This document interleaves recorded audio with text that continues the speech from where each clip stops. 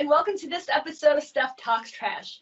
My name is Stefanie Valentic, Editorial Director of Waste 360. Today I'll be speaking with Joe Napurano, the founder of Rackle Footwear.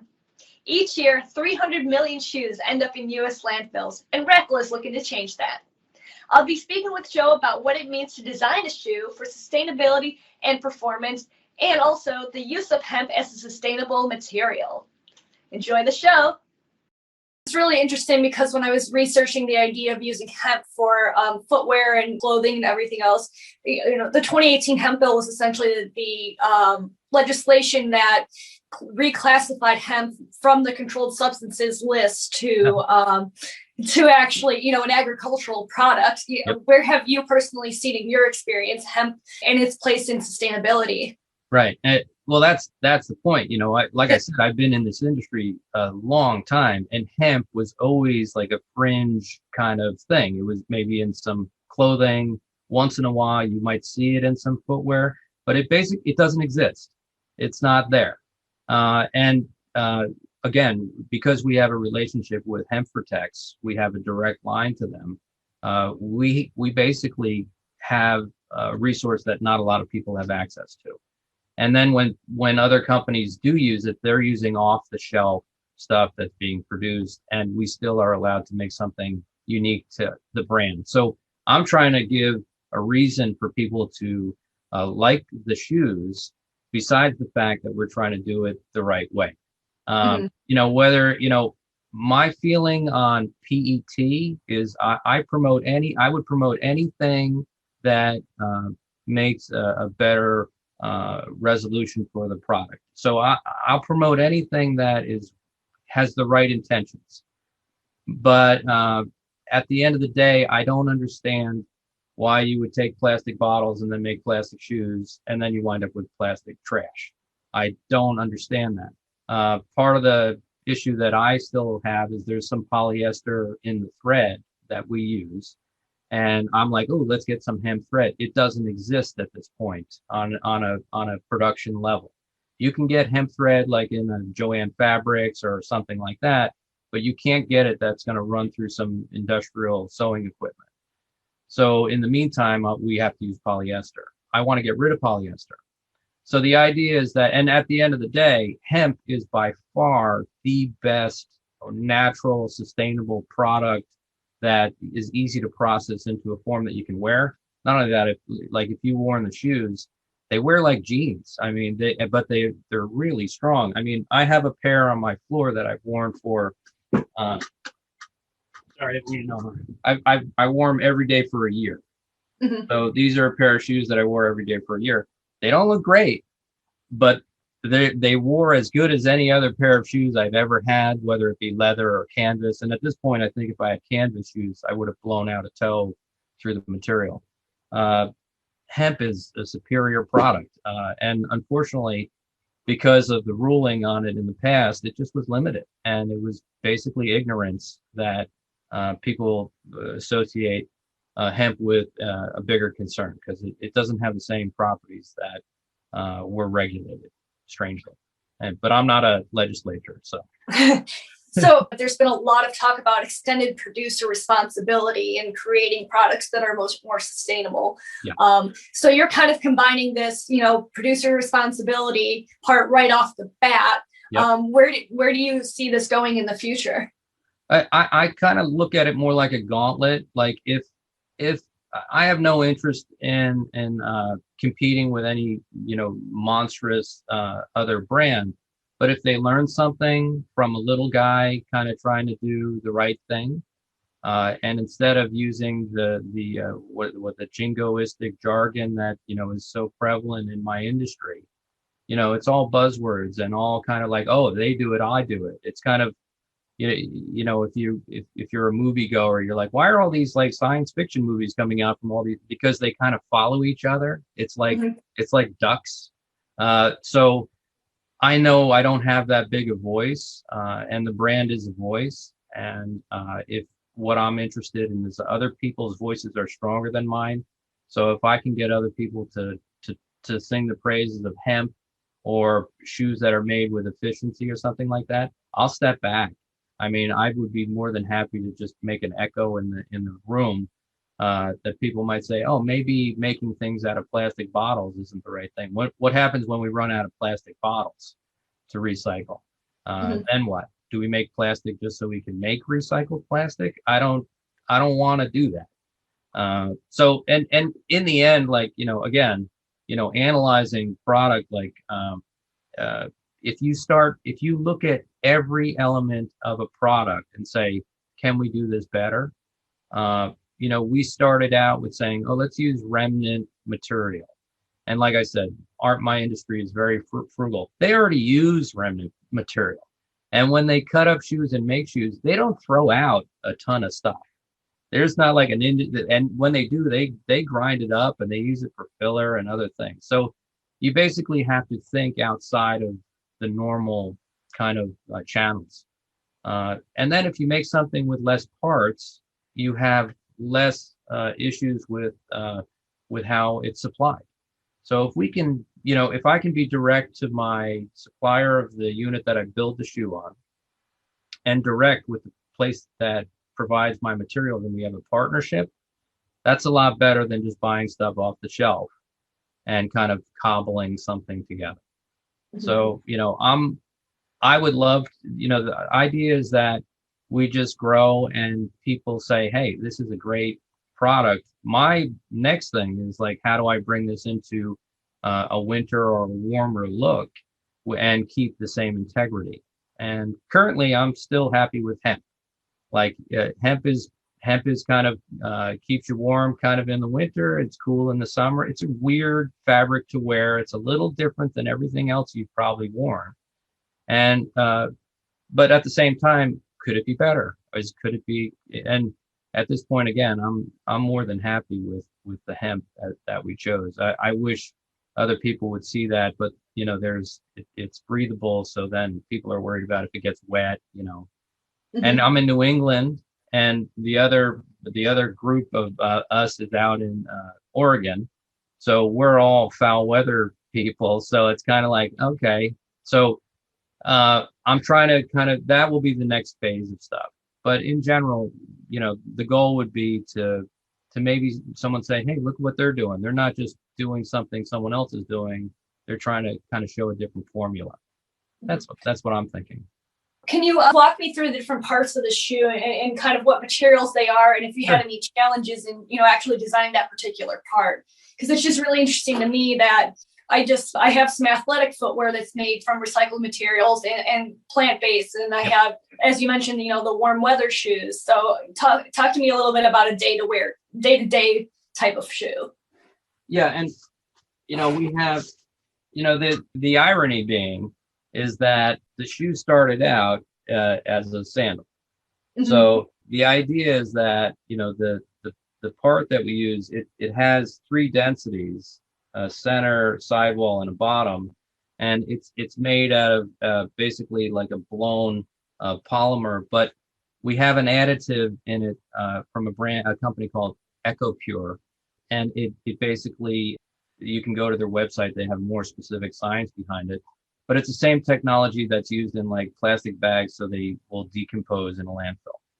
And by adding this additive to the process, it basically allows the component to break down in a certain environment.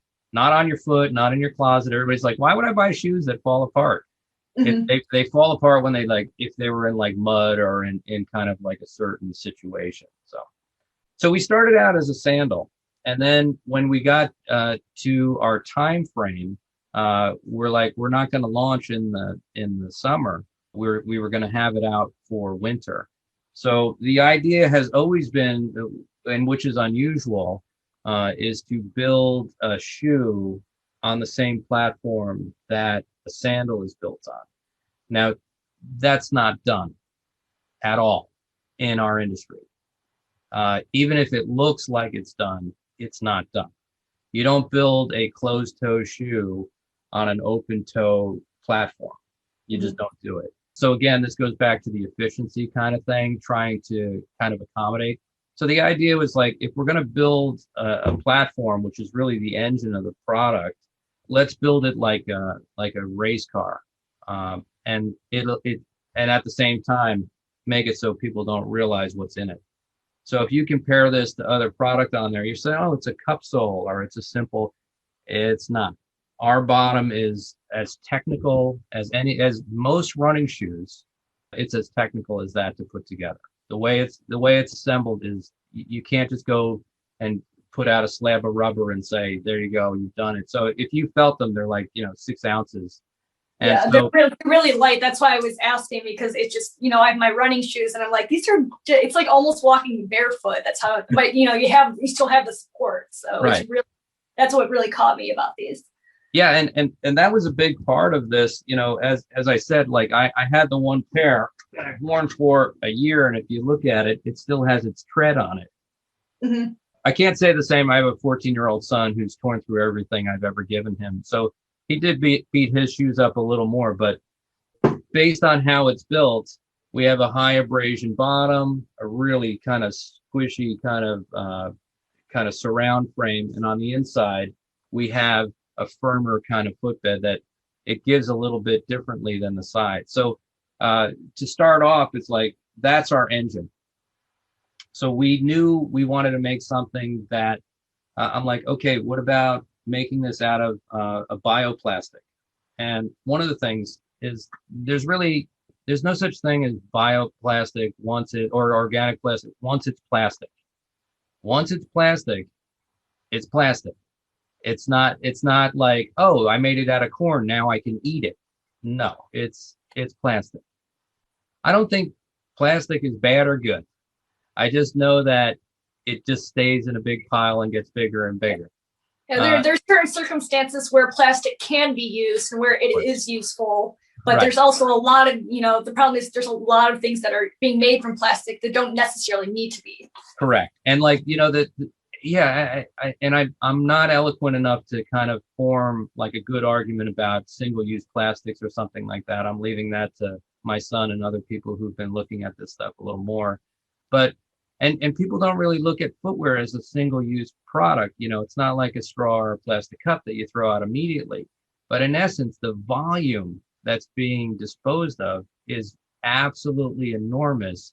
And one shoe is the equivalent of 100 plastic straws. So, there's a reason why we thought about this stuff in the beginning. And we said we didn't want to really move forward until we solved that problem. And so once we solved that problem, we actually did research with a local college here we went to, and we asked them about materials. We asked them about Made in the USA. We did a little research with some friends that we had, and it was really eye-opening because when I started in this industry, Made in the USA meant it was the best thing on the market. And if I said, alternative or eco material, people would say, no, I want leather. That's how my career started, right? Now, it was funny because they're like, I said, what do you, in general, and I'm, there was probably 100 or 200 different people asked these different questionnaires. It's like, what do you think of Made in the USA? And they said political, negative. I'm like, wow, that's changed a lot because when I got into this industry, there were factories in Maine, factories in North Carolina, there were factories in Massachusetts, still at the tail end of making athletic products. And they're gone. And that now there are, and the other thing is there are factories coming up again in the United States. And I'm like, oh, that's interesting, but they use prison labor. Mm-hmm. So here you go. I'm stepping in a minefield, trying to say, well, okay, so the Made in USA is not the focus of this, even though that's my ultimate goal to make things closer, like local. So really what came up, we said hemp. We said, what do you think of hemp? And kids are like, I don't know what that is. We have no idea what hemp is. So, but when they find out, it's highly sustainable, less water usage to create a similar crop as cotton. It has antimicrobial things. It has pretty high strength characteristics versus other stuff. And it's basically a weed, pardon the pun on that. But, and they don't know the difference between a controlled substance and hemp, right? Because it's the genus. It's the same plant, just farmed differently. Yes. So there's a lack of knowledge in the market on what hemp is. And since I'm not a company that makes hemp, that I want people to say hemp a lot more. And I know there are some brands that make shoes and product out of hemp. We have a different kind of plan. And the plan is, again, if it rolls back to efficiency. And what we've learned along the way is some of our preconceptions, we threw out immediately, but we still have some goals. There are some great companies like Soles for Souls that will take stuff back. And if a company is regrinding shoes, I'm thrilled with stuff like that. I think the more the merrier. But if you look at the scale of the problem, all of these things are like Band-Aids on a bigger problem. Yeah. Isn't it something like there's 300 million shoes that are disposed of in the US per year? And that's just, to me, that's incredible because, as personally as a runner, I'm thinking, in my head, how many shoes that I go through per year. I have a whole box of shoes downstairs because I know where they're going to end up. Right. If they get thrown out. And, there are programs at local running shops and local stores that will take those back. But and then again, in the end, the life cycle, like you said, you're trying to create this full circle life cycle.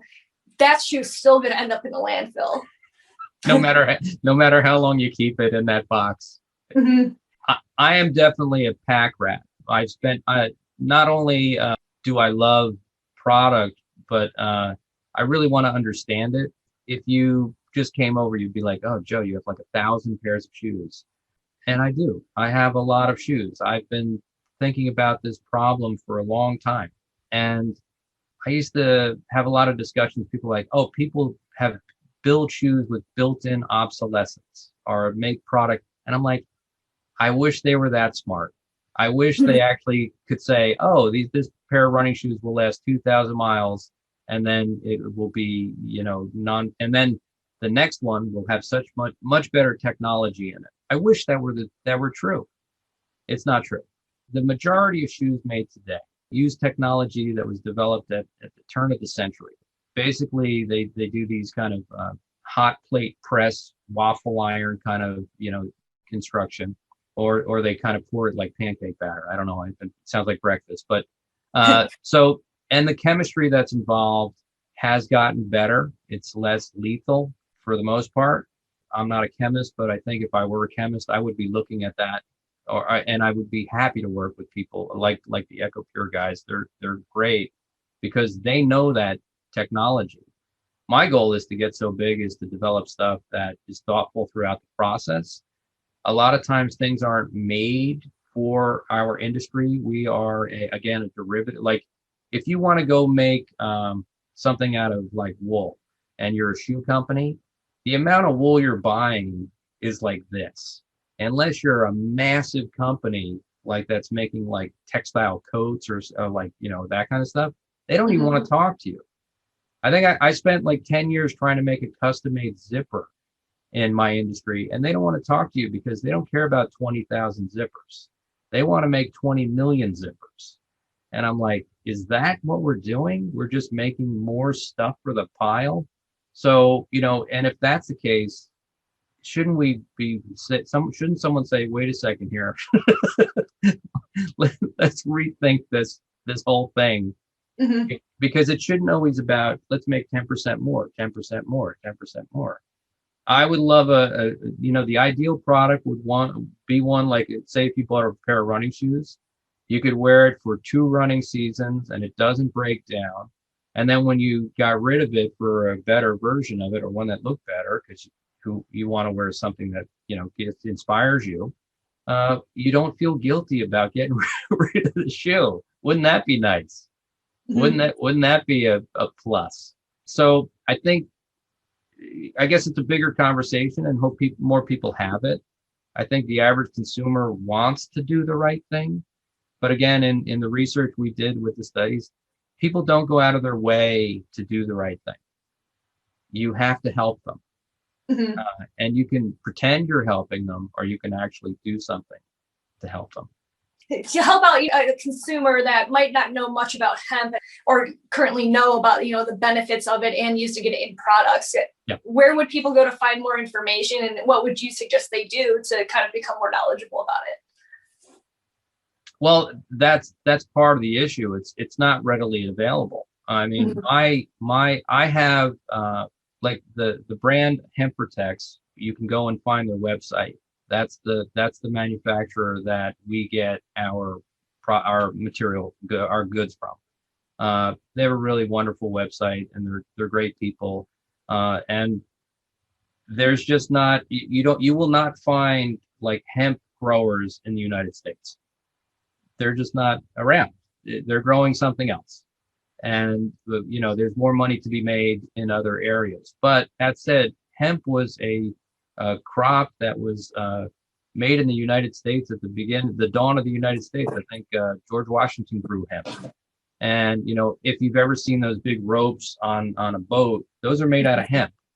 And the reason they're made out of hemp is, if you can imagine, the option is chains. So if you think about it, it's like, well, is hemp strong? There you go. Is hemp a proven crop? Yeah, it's been around forever. And what people tend to think about is like burlap or something itchy and that type of stuff. There is a lot of product and apparel, and I'm hoping one day to team with an apparel group to do like a line of product that could carry the Rackle brand name if we did that. It's certainly not something I would question. But there are product out there, when you wear it, you're like, oh, this is like cotton. It actually has a little bit different feel to it. So the fact is, it's limited. It's not common. I'm still doing more research on it. Our partner company, Hemp Protects, which is our resource, they have a really great overview of it. But it's something that... Thanks so much for your time today. I really appreciate it. Do you have any final thoughts or anything you would like to add? I'm really passionate about the brand. So, but in general, if I step back, it's like, if you want to affect positive results, you have to make an effort. Rackle is an effort to make a positive result. We have no other intentions. It was a project that turned into a brand, and I'm very happy about that.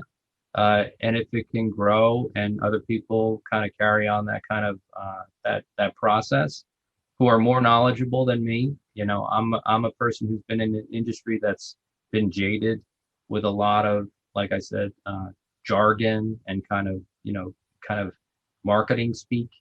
I think it's time for like some truth and some reckoning to the industry.